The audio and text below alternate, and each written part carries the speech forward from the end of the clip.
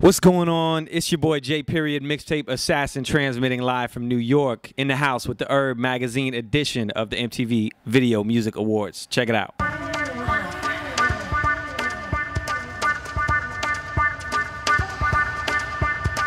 What's up? It's your boy Vince P live from Jay-Z's 4040 Club MTV Video Music Awards for URB Magazine. You got Monique and J Period. What's up? What's up? Fresh off the plane. Fresh off the plane.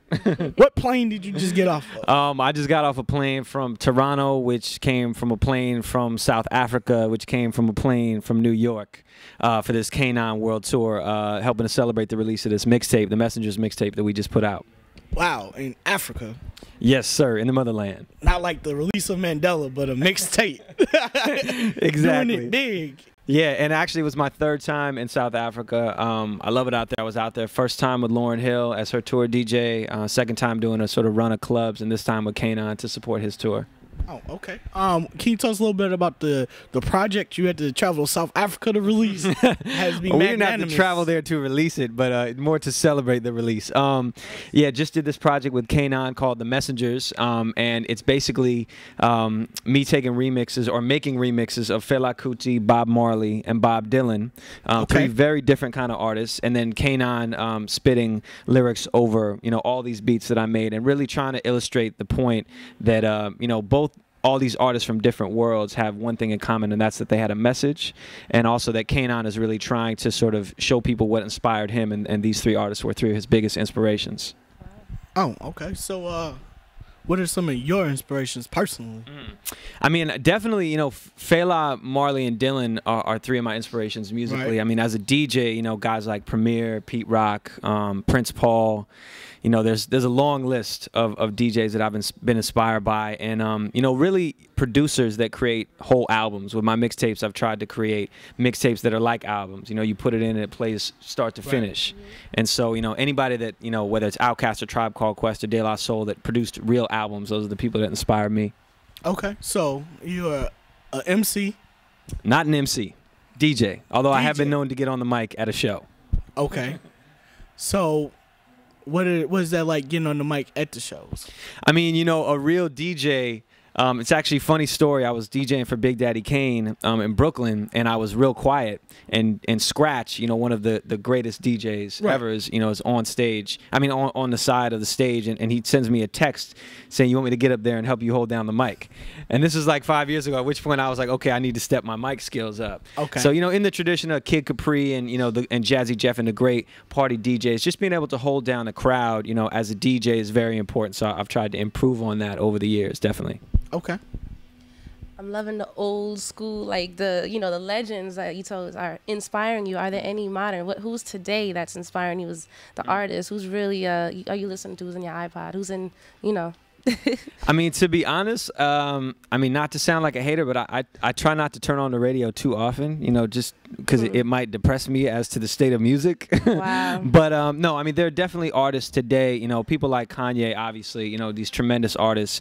There's a certain number of new artists like Blue from Blue in Exile. There's a kid named Rex, who I really like a lot. And, there's this crop of young MCs that are popping up. Up and coming, up and coming artists that it was dead for a minute. I think it's starting to come back now, so I definitely am inspired by that. So you're on tour. What other people have you been working with? Projects have been working. I heard Game Rebellion. Yes, the Game Rebellion was a project we did, a couple years ago. Crazy punk rock hip hop group from Brooklyn. And that joint actually was all Rick Rubin covers that they did. But more recently, I did a project with Q-Tip. I've become known for these best of mixtapes, working with artists like Big Daddy Kane, Mary J. Blige, The Roots, and really crafting a kind of story, interviewing them, remixing stuff, and making an album, I guess, out of all this stuff. So I did a project like that with Q-Tip in February. It actually has gotten about 600,000 downloads. So that has sort of put me on the online map in a new way. Yeah, and the K9 is the follow-up to that. Okay. What got you into, like, how old were you when you started DJing? I mean, to be honest, I was a hip hop head from the time I was about 6 years old. When I saw Beat Street, really inspired me. And I never thought about DJing as a profession. I just loved hip hop. And it was later on in my life that I started just taking my CD collection and playing them at parties that I started thinking about, hey, you know, I could do this. And then when I moved to New York in '97, a guy by the name of DJ Scribble, who was then on MTV, took me actually to get my first set of 1200s, and really that kicked everything into gear. Okay. Okay. I mean, is there anything else you wanna talk about? Any worldwide tours? Traveling to Australia? I mean, you know, definitely, you know, the mixtapes have become really a great platform for me to showcase what I do. But, you know, I also use that to showcase my production. You know, on the mixtapes, I produce a lot of original beats. And then now I'm doing this DJ Hero right here, which is the follow-up to Guitar Hero, which is obviously a smash, you know, video game. And I produced 2 remixes for DJ Hero, which is coming out, and also actually produced the score to the Tony Hawk video game for Activision last year. So doing a little bit of that. You know, I actually produced tracks for a couple movie trailers, American Gangster and Street Kings, that came out last year, and trying to get into more of that. You know, the mixtape is a hard way to survive as a DJ. So you have to be versatile, and whether it's going on tour or producing, and that's, you know, hopefully leading towards a J Period album. So look out for that. Okay. I saw a couple pictures of DJ Hero.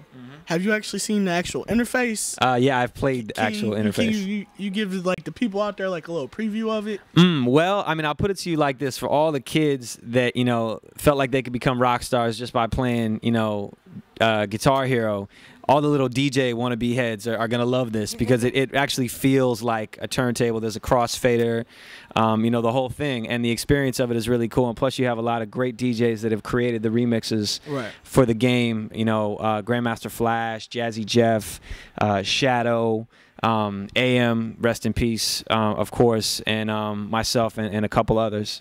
So it should be a power-packed experience. I was saying, you know, we got you, like you said, Australia, Africa, Canada. Where can we find you here? How can we find you, even if it's the internet? Definitely jperiod.com, always just jperiod.com. You know, I have a lot of stuff I put up there for free download, you know, mixtapes that came out a couple years ago that I'm just like, okay, it's time to let them go. So always, you know, tune in there, and you can always find the latest and the greatest. All right, cool. Wait, hold on. Before we go, you were talking about a production you were working on.